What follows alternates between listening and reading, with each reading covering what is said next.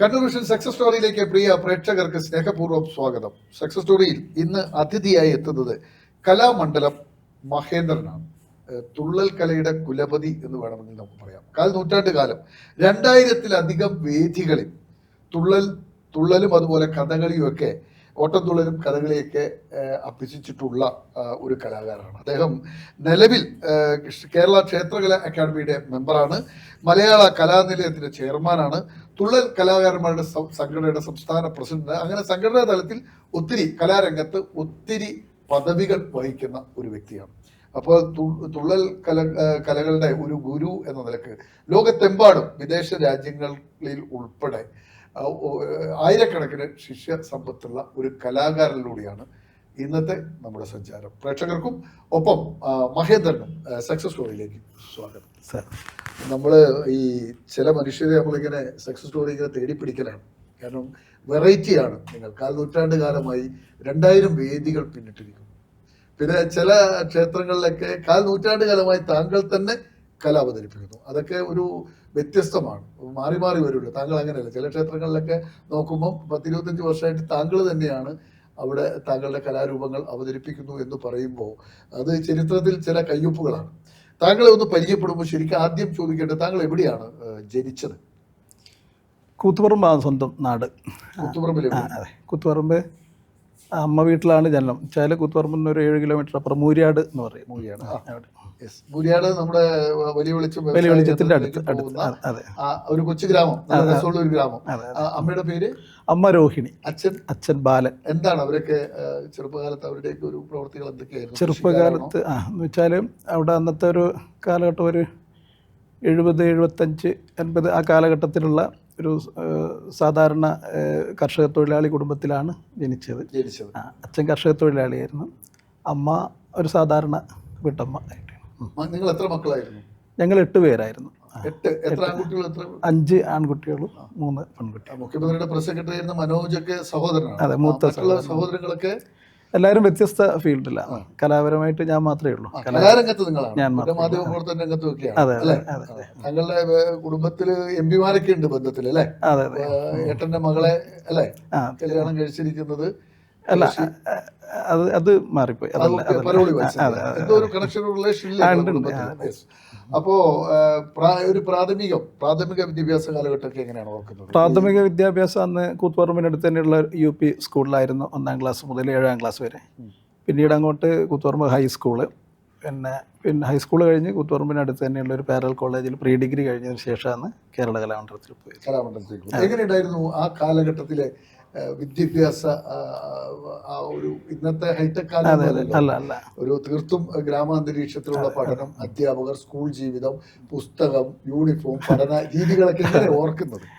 അത് ഞാൻ നേരത്തെ പറഞ്ഞതുപോലെ ആ ഒരു കാലഘട്ടത്തിൽ 70-ന്റെ മധ്യകാലഘട്ടം എന്ന് പറയാം. ആ സമയത്തുള്ളൊരു ശരാശരി കുടുംബത്തിലുള്ള ഒരു സാധാരണ കുട്ടി എന്നുള്ള നിലയിൽ അന്നത്തെ എന്നെ സംബന്ധിച്ചിടത്തോളം എൻ്റെ സമപ്രായക്കാരായിട്ടുള്ള പലരും, ഭൂരിഭാഗം പേരും കർഷക കുടുംബങ്ങളിൽ നിന്ന് വരുന്ന. അപ്പോൾ അവരെ സംബന്ധിച്ചിടത്തോളം ഒരു ദാരിദ്ര്യം എന്ന് പറയാൻ പറ്റില്ല. പട്ടിണി ഇല്ലാത്ത ഒരു സാഹചര്യത്തിൽ എങ്ങനെയെങ്കിലും കുടുംബം കഴിഞ്ഞു പോകുന്ന ഒരുപാട് കുടുംബങ്ങൾ അന്നുണ്ടായിരുന്നു. പ്രത്യേകിച്ച് കർഷക തൊഴിലാളി കുടുംബങ്ങളിലെല്ലാം ആകുമ്പോൾ പ്രയാസങ്ങളുണ്ടെങ്കിലും പ്രയാസത്തിന്റെ ഒരു സുഖം അത് അങ്ങനെ അനുഭവിച്ച ഒരു പ്രയാസത്തിനും ഒരു സുഖമുണ്ട്. അതെ അതെ അതെ. ആ സുഖം എങ്ങനെയാണ് നിങ്ങളുടെ ഒരു നിരീക്ഷണം? തീർച്ചയായിട്ടും. അപ്പോൾ പ്രയാസത്തിന്റെ സുഖം എങ്ങനെ? കാരണം എന്താ വെച്ചാൽ പ്രയാസത്തിന് സുഖം ഉണ്ടെന്ന് പറഞ്ഞത് ശരിയാണ്. പട്ടിണി എന്ന് പറഞ്ഞാൽ വിശപ്പ് മാറാൻ നമ്മുടെ കയ്യിൽ കാച്ചിലും ചേമ്പൊക്കെ ഉണ്ട്. അത് ചിലപ്പോൾ തിന്നുമ്പോൾ കിട്ടുന്ന ഒരു സുഖമുണ്ട്, വിശന്നിരിക്കും. സത്യം. അതെങ്ങനെ അനുഭവിച്ചത്? അതെ. അപ്പോൾ അച്ഛനെ സംബന്ധിച്ചിടത്തോളം അച്ഛൻ മറ്റ് വീടുകളിലൊക്കെ സാധാരണ നാടൻ പണി, കൂലിപ്പണിയൊക്കെ എടുക്കുകയെങ്കിൽ പോലും സ്വന്തമായിട്ടുള്ളൊരു കൃഷിയിടം, അതായത് വാടക കൃഷിയിടത്തിൽ ഈ പറഞ്ഞ പോലുള്ള അത്യാവശ്യം വീട്ടിൽ വേണ്ടുന്ന പച്ചക്കറികളൊക്കെ കൃഷി ചെയ്യുന്ന ഒരു സ്വഭാവം ഉണ്ടായിരുന്നു. അപ്പോൾ അതുമായി ബന്ധപ്പെട്ട് നമ്മളെല്ലാം അതിലിടപെട്ട് ഇപ്പോൾ ഈ കുംഭമാസമൊക്കെ ആകുമ്പോൾ വെള്ളരി കണ്ടത്തിലും അതുപോലെ അത് കഴിഞ്ഞ് പിന്നെ അതിൻ്റെ ഈ വെള്ളരിയായി ബന്ധപ്പെട്ടുള്ള അതിൻ്റെ പരിചരണവുമായി ബന്ധപ്പെട്ട് അച്ഛൻ്റെ കൂടെ തന്നെ നമ്മൾ മക്കളും പോവും, അതിലിടപെടും. അപ്പം അങ്ങനെ അച്ഛൻ്റെ ഒരു കാർഷിക വൃത്തിയായി ബന്ധപ്പെട്ടിട്ടുള്ള ഒരു സംസ്കാരം അത് ഏറെക്കുറെ നമ്മളെ മക്കളിലും ഉണ്ടായിരുന്നു, എല്ലാവരിലും ഉണ്ടായിരുന്നു എന്ന് പറയാം. അതിലൊരു വലിയൊരു തോത് പങ്ക് ഞാനും വഹിച്ചിരുന്നു. അപ്പോൾ നമ്മൾ സ്കൂളുകളിൽ പോകുമ്പോൾ സമപ്രായക്കാരായ മറ്റു പല കുട്ടികളും ഇതേ അനുഭവത്തിൻ്റെ പശ്ചാത്തലത്തിൽ തന്നെ സ്കൂളുമായിട്ട് ബന്ധപ്പെട്ട് പഠിക്കുന്ന കുട്ടികളാണ്. അപ്പോൾ അവർക്ക് അവരുടേതായ പ്രയാസങ്ങളെന്ന് വെച്ചാൽ അന്ന് സ്കൂളിൽ ചേരുന്ന സമയത്തൊന്നും സ്കൂൾ യൂണിഫോം ഒന്നും ഉണ്ടാകുന്നൊരു സമയമായിരുന്നില്ല. ഇല്ല. പിന്നീടാണ് യൂണിഫോം ഒക്കെ വന്നത്. അപ്പോൾ ഈ യൂണിഫോം ഇല്ലാത്ത കാലഘട്ടം എന്ന് പറയുമ്പോൾ നമ്മൾ ഇടുന്ന വസ്ത്രങ്ങൾ കുറിച്ച് കൃത്യമായിട്ടുള്ളൊരു, ഇപ്പോൾ വീട്ടിൽ നിന്ന് പോകുമ്പോൾ കൃത്യമായ ഓർഡറിൽ നമ്മൾ ബട്ടൺസ് എല്ലാം ഇടണം, അല്ലെങ്കിൽ അങ്ങനെ ഈ പാൻറ് അല്ലെങ്കിൽ ട്രൗസർ അതുണ്ടായിരുന്നു. അപ്പോൾ ഈ ട്രൗസറിൽ ഇട്ടാൽ അതൊക്കെ വളരെ അറേഞ്ച് ചെയ്തിട്ട് വളരെ ക്ലിയർ ആയിട്ട് പിന്നെ അത്തരം ഒരു നിഷ്കർഷയൊന്നും വീടുകളിൽ ഒന്നുമില്ല. കുട്ടികളായ നമുക്കും അത്തരം ഒരു ഇതിലൊന്നും വലിയൊരു താല്പര്യമോ അല്ലെങ്കിൽ ശ്രദ്ധയോ ഉണ്ടായിരുന്നില്ല. ചെരുപ്പിടണമെന്നോ അല്ലെങ്കിൽ പിന്നെ കുളിക്കണം, എല്ലാ ദിവസവും കുളിക്കും, സ്കൂളിലേക്ക് പോകും. അപ്പോൾ പോലും വീടുകളിൽ നിന്ന് കൃത്യമായ രാവിലത്തെ ഭക്ഷണം കഴിക്കും. പക്ഷേ സ്കൂളിൽ ചെല്ലുമ്പോൾ സ്കൂളിലുള്ള ഉച്ചഭക്ഷണം, നമ്മളുടെ ഒരു 6ാം ക്ലാസ് ആ സമയത്താണ് സ്കൂൾ ഉച്ചഭക്ഷണം കിട്ടാൻ തുടങ്ങിയത്. അപ്പോൾ ഉച്ചഭക്ഷണത്തിന് അവിടെ നിന്ന് ഒരു 2 കിലോമീറ്ററിലെ വീട് വരെ ഓടണം. ഓടിപ്പോയിട്ട് ഉച്ചഭക്ഷണം കഴിഞ്ഞ് സ്കൂളിലേക്ക് തിരിച്ചെത്തണം. അതെ. അപ്പോൾ അപ്പോഴത്തേക്ക് ബെല്ലടിച്ചിരിക്കും. അപ്പോൾ അത് സാധാരണ നമ്മുടെ സമപ്രായക്കാരെ എല്ലാ വിദ്യാർത്ഥികളുടെ ഒരു സുഖകരമായ ഒരു അനുഭവമായിരുന്നു. അപ്പോൾ ഓടിപ്പോവുക, പിന്നെ പെട്ടെന്ന് ഭക്ഷണം കഴിച്ച് ഓടി സ്കൂളിൽ എത്തുക, ബെല്ലടിക്കുമ്പോഴത്തേക്ക് എത്തുക, കടന്നിരിക്കുക എന്നുള്ളത്. അപ്പം അത് ആലോചിക്കുമ്പോൾ അതൊന്നും വലിയൊരു അത്ഭുതമായിട്ട് തോന്നുന്നില്ല. കാരണം എന്ന് വെച്ചാൽ ഒരു വലിയ വിഭാഗം കുട്ടികളും കൂട്ടുകാരും എല്ലാം ഇത്തരം അനുഭവത്തിലൂടെ തന്നെ കടന്നു വന്നവരായിരുന്നു. അപ്പോൾ പിന്നീട് ഹൈസ്കൂളിലേക്ക് എത്തുമ്പോഴത്തേക്ക് പിന്നെ കുറച്ചുകൂടി പ്രയാസം ഉള്ളതായിട്ടുള്ള തോന്നാൻ കാരണം ഹൈസ്കൂൾ കുറച്ചുകൂടി അപ്പുറമുള്ള, വീണ്ടും ഒരു 2 കിലോമീറ്റർ അപ്പുറമാണ് ഹൈസ്കൂൾ. അപ്പോൾ അവിടെ നിന്ന് ഒക്കെ ആകുമ്പോൾ ഹൈസ്കൂൾ ഞാൻ ഒറ്റയ്ക്കാണ് ചേരാൻ പോയത്. അതായത് സാധാരണ രീതിയിൽ ഇപ്പോഴത്തെ കാലത്തൊന്നും അത് ആലോചിക്കാനേ പറ്റില്ല. കുട്ടികളെ 7ാം ക്ലാസ് കഴിഞ്ഞ് കുട്ടികളെ രക്ഷാകർത്താക്കൾ കൈപിടിച്ച് പോകുന്ന ഒരു സ്വഭാവം അന്നും ഉണ്ടായിരുന്നെങ്കിൽ പോലും അന്ന് ഞാൻ പോയത് ഒറ്റയ്ക്കാണ്. കാരണം അതിൻ്റെ കാരണം ഞാൻ പഠിക്കുന്ന സ്കൂൾ എൻ്റെ ഇളയച്ചനായിരുന്നു HM, ഹെഡ് മാസ്റ്റർ. അപ്പോൾ HM എനിക്ക് TC തന്നു. രക്ഷാകർത്താവ് എന്നുള്ള നിലയിൽ TC വാങ്ങിച്ചപ്പോൾ ഞാൻ അതുമായി ഒറ്റ നടത്താം. കൂത്തുപറമ്പ് തൊക്കിലങ്ങാട് ഹൈസ്കൂളിലേക്ക് ഒറ്റ നടന്നു. അവിടെ എത്തുമ്പോഴെൻ്റെ സഹപാഠികളായിട്ടുള്ള പലരും അവരുടെ മാമൻ്റെ കൈ പിടിച്ചും അമ്മേൻ്റെ അച്ഛൻ്റെ കൈ പിടിച്ചൊക്കെ വരുന്നവർ കൂട്ടത്തിൽ ഞാനിത് നേരെ ഓഫീസിലേക്ക് ചെല്ലി ഒരു ടേബിളിൽ അധ്യാപകരൊക്കെ പലരും ആർക്കും ഇരിക്കുന്നുണ്ട് അങ്ങ് കൊടുത്തു. ബാക്കിയെല്ലാം ഫിൽ ചെയ്തതിന് ശേഷം രക്ഷാകർത്താവ് ഒപ്പിടേണ്ട ഒരു സ്പേസ് വന്നപ്പോൾ ഒപ്പിടണമെന്ന് പറഞ്ഞപ്പോഴാണ് ഞാനിങ്ങനെ അങ്ങോട്ടും ഇങ്ങോട്ടും നോക്കുന്നത്. അപ്പോൾ എൻ്റെ ഒരു സഹപാഠിയുടെ അച്ചമ്മ അവളെ ചേർക്കാൻ വേണ്ടി വന്നപ്പോൾ ഞാൻ പറഞ്ഞു, ദേവിയെടുത്തി ഒന്ന് ഒപ്പിട്ട് വരുമെന്ന്. അങ്ങനെ ഹൈസ്കൂളിൽ എൻ്റെ രക്ഷാകർത്താവായിട്ട് വന്ന് അന്നേരം ദേവിയെടുത്തിയായിരുന്നു. അപ്പോൾ ഇതെല്ലാം വെച്ചാൽ ഒരു അത്ഭുതം എന്നുള്ള മട്ടിൽ പിൽക്കാലത്ത് ആലോചിക്കുമ്പോൾ മറ്റുള്ളവരുമായിട്ട് പങ്കുവെക്കുമ്പോൾ അത്ഭുതം ഇപ്പം തോന്നും, കൃത്യമായിട്ട് തോന്നും. എനിക്കും തോന്നുന്നുണ്ട് അന്ന് ഒറ്റ നടന്നതും ചേർന്നതല്ലോ. പിന്നീടാണ് അവിടെ ഒരു പിന്നെ സ്കൂളുമായി ബന്ധപ്പെട്ട് ഉച്ചഭക്ഷണം എന്നെല്ലാം വരുമ്പോൾ വീട്ടിൽ നിന്ന് ചോദിക്കാൻ ഭയങ്കര മടിയായിരുന്നു. വീട്ടിൽ നിന്ന് അച്ഛനോടോ അമ്മയോടോ ചോദിക്കും. കാരണം അവർ കഷ്ടപ്പെടുന്നതെന്നറിയാം. അപ്പോഴോ എന്തുകൊണ്ടോ അത്തരം കാര്യങ്ങളുമായിട്ട് ഉച്ചഭക്ഷണത്തിന് വേണ്ടി പൈസക്ക് ചോദിക്കാനോ അപ്പോൾ അതിലുള്ള സാഹചര്യം അനുസരിച്ച് അങ്ങനെ കഴിഞ്ഞു വിടില്ല പതിവ്. ഈ സ്കൂൾ കാലഘട്ടത്തിൽ സ്കൂൾ ജീവിതത്തിൽ കലാരംഗത്തുണ്ടായിരുന്നു? സ്കൂൾ ജീവിതത്തിൽ എന്ന് പറഞ്ഞാൽ എനിക്ക് വലിയ താല്പര്യമായിരുന്നു. അന്നത്തെ ഒരു ചുറ്റുപാട് എന്ന് പറഞ്ഞാൽ എൻ്റെ നാട്ടിൽ വലിയൊരു ഉത്സവമില്ല, അല്ലെങ്കിൽ ഈ പറഞ്ഞ പോലെ തെയ്യം പോലും എൻ്റെ പരിസരത്തൊന്നും ഉണ്ടായിരുന്നില്ല. കുറച്ച് അപ്പുറം മാറിപ്പോകണം. അപ്പോൾ കുട്ടികളായ നമുക്കൊന്നും കാണാനുള്ള സൗകര്യമൊന്നും ഉണ്ടായിരുന്നില്ല. അപ്പോൾ ഏറ്റവും ചെറുപ്പത്തിൽ കലാപരമായിട്ടുള്ള ഏറ്റവും കൂടുതൽ അനുഭൂതി തന്നത് എന്ന് പറയുന്നത് വീട്ടിന് അടുത്തുള്ള ഈ കർക്കിടക മാസത്തിൽ വേടം വരുന്ന ഒരു പരിപാടി ഉണ്ടല്ലോ, ഈ ഭാഗത്തൊക്കെ കണ്ണൂർ ഭാഗത്തൊക്കെ ഉണ്ട്. അപ്പോൾ ആ വേടം വരുന്നത് കർക്കിടക മാസം. അതിനു വേണ്ടി കാത്തിരിക്കുന്ന എല്ലാ വർഷവും കർക്കിടക മാസം തുടങ്ങുമ്പോൾ അതിനു വേണ്ടി കാത്തിരുന്ന് കാണുക എന്നുള്ളത് അത് വലിയൊരു പെർഫോമൻസ് ഒന്നല്ലെങ്കിലും അതിൽ വലിയൊരു അനുഭൂതി ഉണ്ടായൊരു സംഗതിയാണ്. പിന്നെയാണ് ഈ പറഞ്ഞൊരു മുത്തപ്പൻ വെള്ളാട്ടം, തൊട്ടപ്പുറത്ത് തന്നെയുള്ള മടപ്പരയിൽ നടക്കുന്ന മുത്തപ്പൻ വെള്ളാട്ടം. അതും പിന്നെ ഇടവ മാസത്തിലെ പിന്നെ ഈ കൊട്ടിയൂരുമായി ബന്ധപ്പെട്ടിട്ടുള്ള വേടന്റെ വരവുമായി ബന്ധപ്പെട്ട് മനസ്സിലുള്ള വരികൾ ഏതാണ്? മനസ്സിൽ പതിയൂലോ വേടന്റെ വരവ്? അല്ല, ഒരു കർക്കിടകത്തിലേക്ക് ആയിരിക്കുമല്ലോ വേടന്റെ എന്ന് പറഞ്ഞാൽ കർക്കിടകത്തിന് അന്നൊരു രൗദ്രഭാവമുണ്ട്. കർക്കിടക നമുക്കറിയില്ല. ആ രൗദ്രഭാവത്തിനിടയിൽ വേടൻ മനുഷ്യരുടെ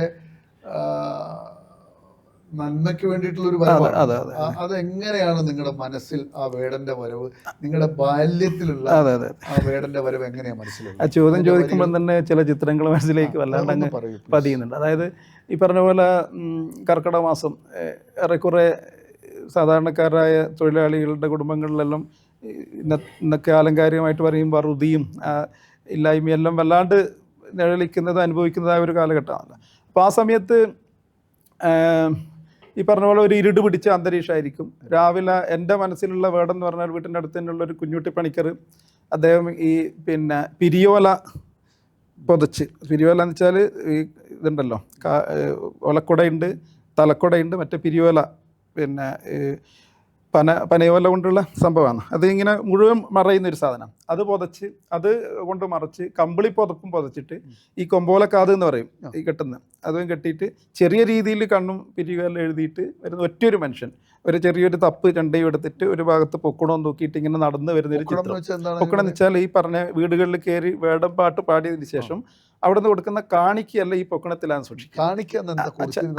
അത് അന്ന് കൊടുത്തിരുന്നത് ഈ പറഞ്ഞ വറ്റൽ മുളക്, ഒരു 3-4 കായ് മുളക് ഉണ്ടാവും, കുറച്ച് അരി ഉണ്ടാവും, പിന്നെ ഈ പറഞ്ഞ ചക്കക്കുരു, പിന്നെ അത്യാവശ്യ സാമഗ്രി, വെള്ളരിക്ക ഇത്യാദി കുറച്ച് സാമഗ്രികൾ ഒരു വീട്ടിൽ നിന്ന് അവരുടെ പട്ടിണി അറുതിയും നടുക്കുള്ള ഒരു ചെറിയൊരു സാധനം മാറ്റി വെച്ച് അവരുടെ വീട്ടിന് കൊടുക്കുക. അപ്പോൾ ഇതെല്ലാം അതെ, പ്രാർത്ഥനയോട് കൂടിയാണ്. അപ്പോൾ അതിനകത്ത് ഈ പിന്നെ ഈ കർക്കിടക മാസത്തിൽ വീട്ടിലേക്ക് കടന്നു വരുന്നതായ അശ്രീകരമായിട്ടുള്ള അല്ലെങ്കിൽ സ്ത്രീ അല്ലാത്ത പിന്നെ ചേട്ട എന്ന് പറയും, ചേട്ടയെ പുറത്താക്കുക, എന്നിട്ട് ശ്രീ ഭഗവതിയെ വീട്ടിലേക്ക് കടക്കുക, വീട്ടിൽ ഐശ്വര്യം ഉണ്ടാക്കുക എന്നുള്ളത് നന്മ അതാണ്. വരികൾ ഓർമ്മയില്ല, വരികൾ വേടയുദ്ധം പാട്ടിലെ വരികളാണ്, പക്ഷെ അതിന്റെ ഒരു ട്യൂണ് മനസ്സിൽ ഇപ്പോഴും ഓർമ്മയുണ്ട്, പക്ഷെ വരികളായിട്ടുള്ള ഓർമ്മ ഇല്ല. അതാണ് മനസ്സിലുള്ള വേടൻ ചിന്തകൾ. ഈ കർക്കിടക മാസത്തില് വറുതി ഉണ്ടല്ലോ, ആ വറുതിക്കിടയിലെ ഭക്ഷണവും ഭക്ഷണത്തിനായുള്ള കാത്തിരിപ്പും, നിങ്ങൾ 8 മക്കളുണ്ടല്ലോ, അമ്മ അച്ഛൻ, ആ ഒരു ദിവസം, ആ ഒരു ഓർമ്മകൾ എങ്ങനെ? കാരണം അങ്ങനെ ഒരു ഓർമ്മ ഇന്നത്തെ തലമുറയ്ക്കില്ല. ഇപ്പൊ മഹേന്ദ്രൻ പറയും അവരതൊന്ന് കേട്ടോട്ടെ, ഇങ്ങനെ ഒരു കാലം ഉണ്ടായിരുന്നു.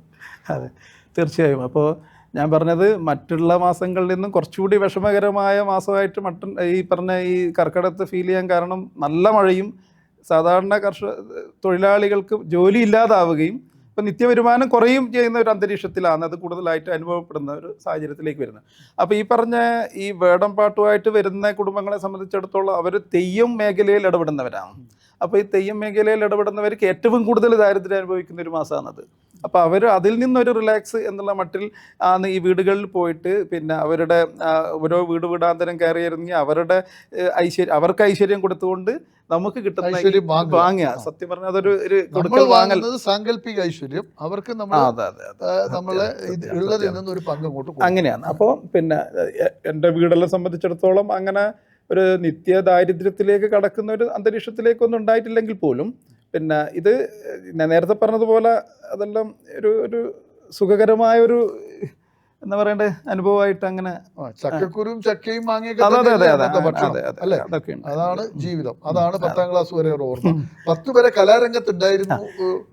അപ്പോൾ ഈ പറഞ്ഞ ഒരു ഈ വേടൻ പാട്ടും അല്ലെ മുത്തപ്പൻ വെള്ളാട്ടം ഒക്കെ കണ്ട ഒരു സാഹചര്യത്തിൽ കാണുന്നതായിട്ടുള്ള ഒരു അനുഭവം, അതിലുപരിയായിട്ട് വരുന്ന ഏറ്റവും വലിയൊരു കലാപാഠശാല എന്ന് പറഞ്ഞാൽ ബാല്യകാലത്തിലുണ്ടായത് റേഡിയോ ആണ്. റേഡിയോ കേൾക്കുക എന്നുള്ള റേഡിയോയിൽ നിശ്ചിത സമയത്ത് കാത്തിരിക്കുന്ന ചലച്ചിത്ര ഗാനങ്ങൾ കേൾക്കുക. പിന്നെ രാത്രി 10:30 ആകുമ്പോൾ മിക്കവാറും ദിവസങ്ങളിൽ കഥകളി പദങ്ങൾ ഉണ്ടാവും. ഈ കഥകളി പദങ്ങൾ കേൾക്കുക. അപ്പോൾ അതൊക്കെ സ്വകാര്യമായിട്ട് ചലച്ചിത്ര ഗാനമെല്ലാം വീട്ടിൽ എല്ലാവർക്കും കേൾക്കാൻ വേണ്ടി വെക്കുമ്പോഴും കഥകളി പദം കേൾക്കുന്നത് വളരെ സൗണ്ട് കുറച്ച് മറ്റുള്ളവരെ ബുദ്ധിമുട്ടിക്കരുത് എന്നുള്ള ചിന്തയോടുകൂടി സ്വകാര്യമായിട്ടുള്ള പിന്നെ അനുഭൂതി. മഹേന്ദ്രൻ, എൻ്റെ ചോദ്യം ഇത് തന്നെയാണ്. സാധാരണ കുട്ടികളിൽ ഈ കഥകളിയും ഓട്ടംതുള്ളലൊക്കെ മനസ്സിലേക്ക് കടന്നു വരാൻ കുറച്ച് ബുദ്ധിമുട്ടാണ്. കാരണം ആ കലാരൂപത്തിന് ഒരു പ്രത്യേക ആരാധകരാണ്. ഇപ്പം ഡാൻസൊക്കെ ആളുകൾ എപ്പോൾ ഇഷ്ടപ്പെടും, break dance, mono act, mimicry എന്നൊക്കെ പറയുമ്പോൾ ഓട്ടംതുള്ളലും ഈ പറയുന്ന കഥകളിയൊക്കെ താങ്കളുടെ മനസ്സിൽ രൂപം കൊള്ളാൻ അതിനോടൊരു ഇഷ്ടം തോന്നാനുള്ള കാരണം എന്താണ്?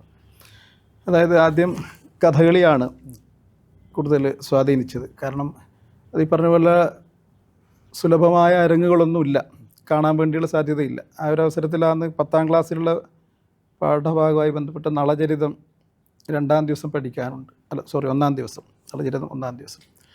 അപ്പോൾ അതിൻ്റെ പാഠഭാഗമായി ബന്ധപ്പെട്ടിട്ടുള്ള ഒരു അവതരണം സ്കൂളിൽ ഉണ്ടായി, എൻ്റെ സ്കൂൾ തൊക്കിലങ്ങാണ്ടി ഹൈസ്കൂൾ. അപ്പോൾ അവിടെ നിന്നാണ് ആദ്യമായിട്ട് കഥകളി കാണുന്നത്.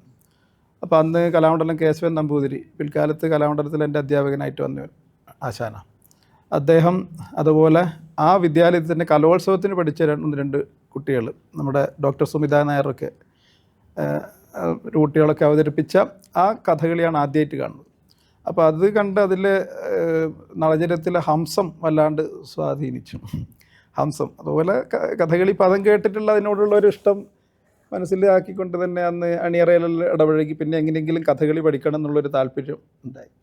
പിന്നെ 10ാം ക്ലാസ് കഴിഞ്ഞു. ആ സമയത്ത് 10ാം ക്ലാസ്സിൽ നിന്ന് കലോത്സവത്തിന് ഒരു നാടകത്തിൽ അഭിനയിച്ചു. നാടകം സ്വന്തമായിട്ട് സെറ്റപ്പെടുത്തിയ ഒരു നാടകം അരങ്ങേ എന്നുള്ള മട്ടിൽ ആദ്യം.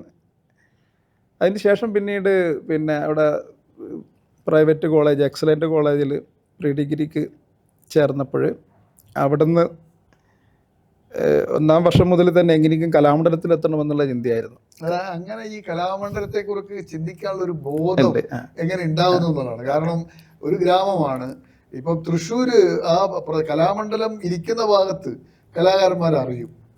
അല്ലെങ്കിൽ ഈ കുടുംബത്തിൽ വേറെ കലാകാരന്മാരുണ്ടായിരുന്നു ആ തരത്തില് മഹേന്ദ്രന്റെ? ഇല്ല അത്തരം ഒരു പിന്നെ സ്വാധീനിക്കത്തക്കതായ ഒരു കലാകാരനൊന്നും ഇല്ല, കലാകാരന്മാരൊന്നും ഇല്ല. അപ്പൊ ഇതിന്റെ ഒരു കലാമണ്ഡലത്തെക്കുറിച്ച് കഥകളി കലാമണ്ഡലത്തിലാണ് എന്നറിയാം.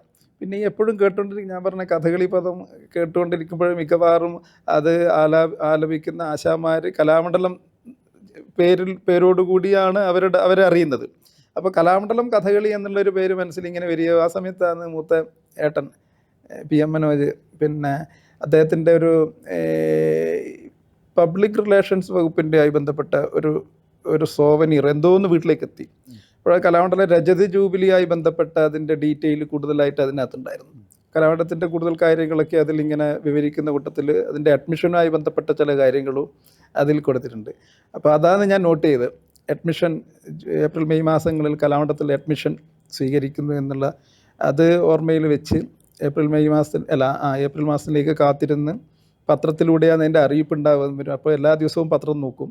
അങ്ങനെ ഒരു ദിവസം പത്രത്തിൽ കണ്ടു ഇങ്ങനെ കലാമണ്ഡലത്തിൽ അപേക്ഷ ക്ഷണിക്കുന്നു എന്ന് പറഞ്ഞു.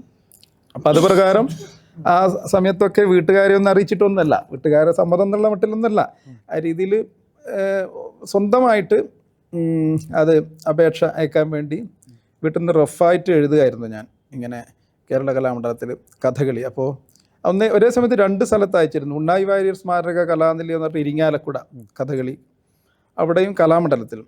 അപ്പോൾ അവിടെ കഥകളി മദ്ദളം പഠിക്കാനാണ് ഞാൻ ഉണ്ണായി വാര്യർ സ്മാരക കലാനിലയത്തിൽ അപേക്ഷിച്ചത്. അപ്പോൾ കലാമണ്ഡലത്തിലുള്ള അപേക്ഷയുമായി ബന്ധപ്പെട്ട് വീട്ടിൽ നിന്ന് ഇങ്ങനെ എഴുതിക്കൊണ്ടിരിക്കുമ്പോൾ എൻ്റെ ചേച്ചി, അത് ഇളയച്ചൻ്റെ മോളാണ്, PP നാരായണ മോള്, ഇങ്ങനെ നോക്കിയിട്ട് എന്താടാ കഥകളിയാ നീയാ എൻ്റെ മുഖത്ത് ഇങ്ങനെ നോക്കി അന്തം വിട്ട്. അപ്പോൾ ഇങ്ങനെ നോക്കിയിട്ട് അപ്പോൾ ഇങ്ങനെ കോളത്തിൽ ഇങ്ങനെ ഫീസ് കൊടുത്ത് പഠിക്കാൻ താല്പര്യമുണ്ട്, അങ്ങനെ എന്തോ ഒരു കോളമുണ്ട്. ഞാൻ പറ്റുമെന്ന് പറഞ്ഞിട്ട് എഴുതി. കാരണം എന്താ വെച്ചാൽ എനിക്ക് ഫീസ് കൊടുത്തില്ലെങ്കിൽ ഇനി പഠിക്കാൻ പറ്റിയില്ലെങ്കിലോ എന്നുള്ള ധാരണയിലാണ് എഴുതിയത്. അപ്പോൾ ചേച്ചി അങ്ങനെ പറഞ്ഞാൽ എനിക്ക് ഫീസ് കൊടുത്ത് തന്നെ പഠിക്കേണ്ടി വരും, ഇല്ല സ്റ്റൈപ്പൻഡ് വേണം എന്നുള്ള മട്ടിൽ എഴുതണം എന്ന് പറഞ്ഞു. അങ്ങനെ ആ കോളെല്ലാം തിരുത്തി തന്ന ചേച്ചിയാണ്. ഇതൊന്നും അറിയാണ്ട് ചേച്ചി അങ്ങനെ ഒരു സംഭവം ചെയ്തതുകൊണ്ട്.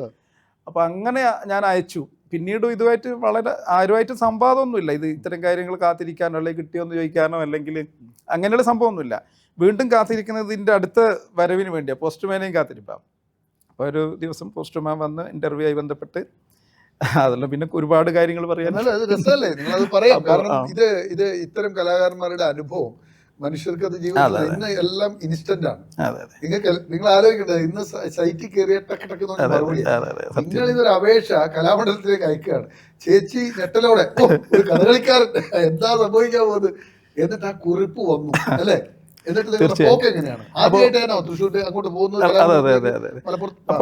ആ സമയത്ത് ഈ കുറിപ്പ് വന്നപ്പോഴാണ് വലിയ പ്രതിസന്ധി വീണ്ടും വരുന്നത്. കാരണം ഞാൻ ആരുടെ കൂടെ പോകുന്നുള്ളതും പിന്നെ അതിനകത്ത് പിന്നെ നിരതദ്രവ്യം എന്ന് പറഞ്ഞിട്ട് കുറച്ച് കാര്യങ്ങളിൽ എഴുതിയിട്ടുണ്ട്. അതിൽ ചെറിയൊരു പിന്നെ സാമ്പത്തികം 250 രൂപ മറ്റാ അത് കെട്ടണം. പിന്നെ കുറച്ച് കാര്യങ്ങൾ ഇൻ്റർവ്യൂവിന് പോകുമ്പോഴല്ല, ഇൻ്റർവ്യൂവിന് പോയത് PM മനോജ് ചേട്ടനാണ് കൂട്ടിക്കൊണ്ടായി. അപ്പോൾ അതും ഒരു പ്രത്യേകിച്ച് കാരണമുണ്ട്. വെച്ചാൽ നിരന്തരം എന്നെ കൂട്ടിക്കൊണ്ടോണം എന്നുള്ള റിക്വസ്റ്റിൻ്റെ അനുസരിച്ചല്ല, മറിച്ച് ഇളയച്ചൻ തിരുവനന്തപുരത്ത് ചിത്തിര തിരുനാൾ ഹോസ്പിറ്റലിൽ ചികിത്സയിലായിരുന്നു, ക്യാൻസർ പേഷ്യൻ്റ് ആയിരുന്നു. അപ്പോൾ അതുമായി ബന്ധപ്പെട്ട് ഇളയച്ചൻ്റെ അടുത്ത് പോകുന്നുണ്ട് ഏട്ടൻ. പോകുന്ന വഴിക്ക് എന്നെ അങ്ങ് കൂട്ടി ഷൊർണൂർ ഇറങ്ങി കലാമണ്ഡലത്തിൽ ഇൻ്റർവ്യൂ കഴിഞ്ഞു. ഏട്ടൻ്റെ നേരെ തിരുവനന്തപുരത്തേക്ക് പോയി. അപ്പോൾ ഇൻ്റർവ്യൂ കഴിഞ്ഞപ്പോഴും പിന്നെ അന്ന് ഏട്ടനോട് എന്തോ ചോദിച്ചു എന്ന് പറയുന്നിട്ട് ഇവൻ ഇവിടെ അഡ്മിഷൻ കിട്ടുകയാണെങ്കിൽ പഠിക്കുമോ എന്നുള്ളത്. അപ്പോൾ ഏട്ടൻ പറയുന്നത് എനിക്ക് ഓർമ്മയുണ്ട്, അത് എൻ്റെതല്ല, അവൻ്റെ തീരുമാനമാണ്, അവൻ്റെ താല്പര്യമാണ്, എനിക്ക് പറയാൻ പറ്റില്ല എന്ന് ഏട്ടൻ പറയുന്നത് എനിക്ക് ഓർമ്മയുണ്ട്. അപ്പം അങ്ങനെ കൂടുതൽ കാര്യങ്ങൾ അങ്ങനെ ഫ്രണ്ട്ലി ആയിട്ട് സംസാരിക്കുന്ന കൂട്ടത്തിലല്ല മൂത്തേട്ടനും ഞാനുമായിട്ട്. അപ്പോൾ നമ്മളിങ്ങനെ ബസ്സിൽ ഇളയാളാണോ? അല്ല, ഞാനൊരു അഞ്ചാമത്തെ, എൻ്റെ ഇളയത് 3 ആൾ. അപ്പോൾ അങ്ങനെ ഞങ്ങൾ നേരെ പിന്നെ തൃശ്ശൂർ പോയി അവിടെ നിന്ന് ട്രെയിനിൽ തിരുവനന്തപുരത്തേക്ക് പോയി. പിന്നീട് അത് വന്നോ എന്നുള്ള ചോദ്യം ഉത്തരവൊന്നുമില്ല, കഴിഞ്ഞു. പിന്നെ കാത്തിരിപ്പാണ് എൻ്റെത്. പിന്നീട് നാട്ടിലേക്ക് വന്ന് ഒരു ദിവസം പിന്നെ നിങ്ങൾ സെലക്ട് ചെയ്തതായിട്ടുള്ള കാർഡ് വന്നു. അപ്പോൾ ജീവിതത്തിൽ ഏറ്റവും എന്താ പറയേണ്ടത് അസുലഭമായ അല്ലെങ്കിൽ അത്തരം ഒരു ഏറ്റവും സുഖകരമായ ഒരു അനുഭവം, മാനസികാവസ്ഥയിലേക്ക് എത്തിയൊരു ഇതായിരുന്നു അത്. കാർഡ് വന്നപ്പോഴുള്ള ഒരു പച്ചക്കാർഡായിരുന്നു അത്, ഞാൻ ഇപ്പോൾ സൂക്ഷിച്ചിട്ടുണ്ട്.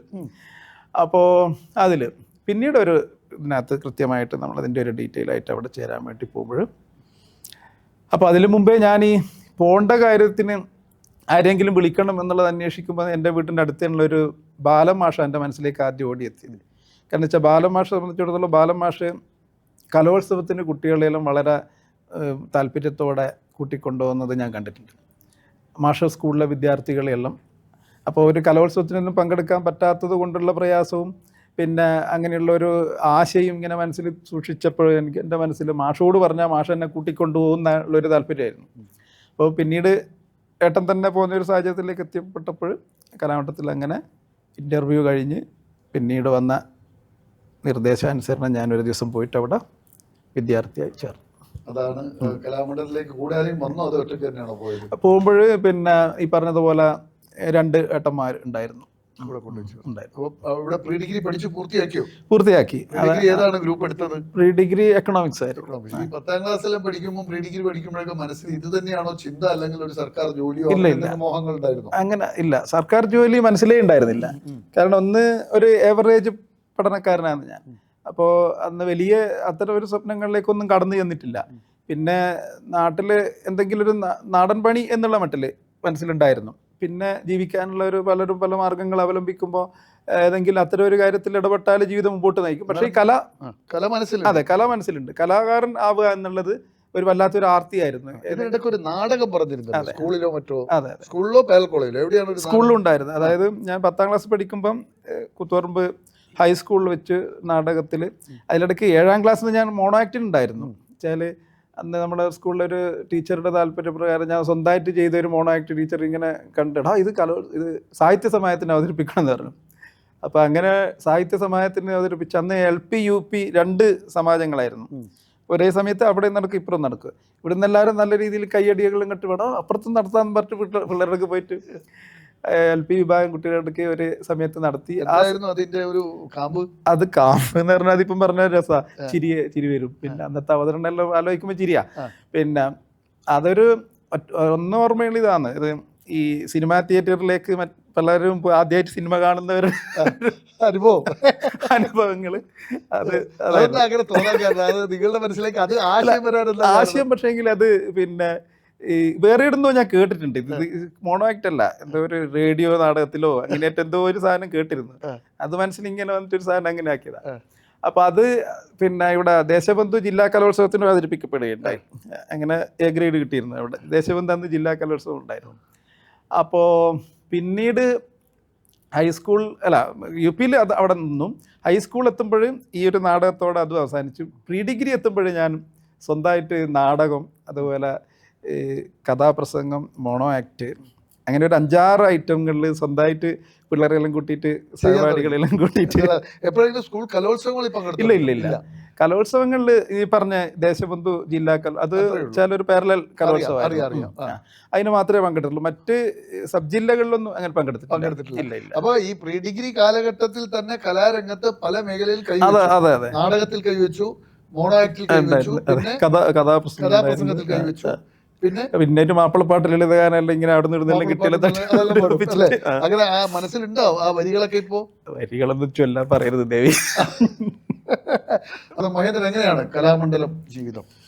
കലാമണ്ഡലത്തിൽ കടന്നു ചെല്ലുമ്പോൾ നമ്മൾ കഥകളിയല്ലേ അവിടെ? അതെ, കഥകളിയാ, മെയിൻ കഥകളിയാ. ഓട്ടംതുള്ളല് അവിടെ ഇല്ല അന്നേരം? ഉണ്ട്, പക്ഷെ അത് ഒരേ സമയത്ത് ഇത് രണ്ടും പഠിക്കാനുള്ള സൗകര്യം ഉണ്ടായിരുന്നു. പുറത്താണ് ഓട്ടംതുള്ളൽ പഠിച്ചത്. കഥകളി എങ്ങനെയാണ് അവിടെ ചെന്നു? എന്താണ് അതിന്റെ കോളേജ് ക്യാമ്പസിൽ എത്ര വർഷമാണ് കലാമണ്ഡലത്തിൽ? അവിടെ 7 വർഷം ഉണ്ടായിരുന്നു. ഈ 7 വർഷത്തെ ജീവിതം ഒന്ന് പറയാൻ പറ്റും? 7 വർഷത്തെ ജീവിതം എന്ന് പറഞ്ഞാൽ തുടക്കം മുതൽ. അതെ. അപ്പോൾ കലാമണ്ഡലത്തിലേക്ക് എത്തിച്ചേരുമ്പോൾ അവിടെ ഈ ഗുരുകുല സമ്പ്രദായ പഠനത്തിൻ്റെ ഒരു അന്ത്യഘട്ടത്തിലായിരുന്നു ഞാൻ അവിടെ വിദ്യാർത്ഥിയായി ചേർന്നതെന്ന് പറയാം. അപ്പോൾ അവിടെ തന്നെ കലാമണ്ഡലത്ത് ഹോസ്റ്റലിൻ്റെ പരിസരത്ത് തന്നെ ആശാമാർ, അധ്യാപകർ വ്യത്യസ്ത ക്വാർട്ടേഴ്സുകളിൽ അവർ താമസിക്കുന്നു. ഞങ്ങളൊക്കെ പുലർച്ചയ്ക്ക് 3:30 ആകുമ്പോഴത്തേക്ക് എഴുന്നേറ്റ് പ്രഭാത കൃത്യങ്ങൾ എന്ന് വെച്ചാൽ അതുപോലെ അത്യാവശ്യം ചെയ്ത് 4 മണിയാകുമ്പോഴത്തേക്ക് കളരിയിലെത്തണം. അപ്പോൾ ആദ്യഘട്ടങ്ങളെന്ന് വെച്ചാൽ നമുക്ക് ഇതിനെപ്പറ്റി ഏകദേശം ഒരു കേട്ടറിവേ ഉണ്ടായിട്ടുണ്ടെങ്കിൽ പോലും വളരെ ഭീതിതമായ ഒരു അന്തരീക്ഷമായിരുന്നു. വെച്ചാൽ ഭയമായിരുന്നു കൂടുതൽ. ഇതിനോടുള്ള സ്നേഹത്തിലുപരിയായി അവിടെ കടന്നു ചെന്ന് കല പഠിക്കാൻ വേണ്ടി കടന്നു ചെന്ന് ആദ്യഘട്ടത്തിൽ കളരികൾ പേടി. പിന്നെ കളരി എന്നാ പറയുന്നത്, നമ്മൾ അഭ്യസിക്കുന്ന സ്ഥലത്ത് കളരി എന്നാ പറയാം.